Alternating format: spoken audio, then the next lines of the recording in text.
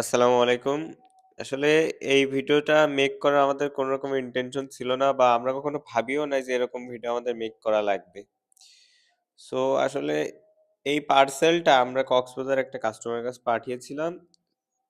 তো কুরিয়ারে আমরা যখন দিছি প্রোডাক্টটা আমরা ডাবল র‍্যাপিং করে দেখতে পাচ্ছেন এই যে বাবল র‍্যাপিং আমরা ডাবল করে দিই যাতে প্রোডাক্ট কোন রকম ক্ষয়ক্ষতি না হয়।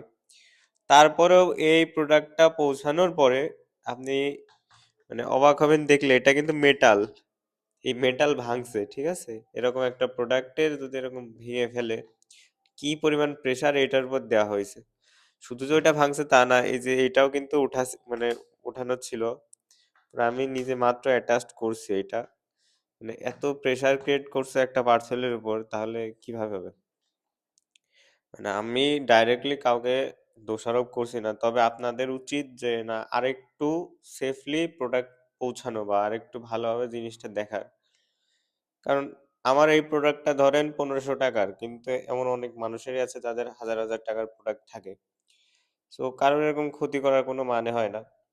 তারপরে এই প্রোডাক্টটা নষ্ট হইছে আসলে অনেকদিন আগেই। কিন্তু মানে প্রোডাক্টটা ক্যানসেল হওয়ার পর আমাদের কাছে রিটার্ন আসতে একটু দেরি হইছে যার জন্য ভিডিওটা মেক করা হয়নি। তো আলহামদুলিল্লাহ তারপরেও এই ভাইয়ারা আরো ২ টা প্রোডাক্ট মানে সেম এই ব্লুটুথ স্পিকারটাই নিয়েছে। সো আমি আপনাদের উদ্দেশ্যেই বলব যে আরেকটু কেয়ার করা উচিত আপনাদের পার্সেলগুলোর উপর।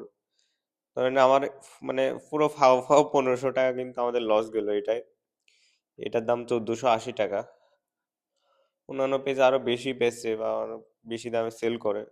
যাই হোক, বিষয় না একটু সেফলি চেষ্টা করবেন পার্সেলগুলো মানুষের অব্দি পৌঁছানোর।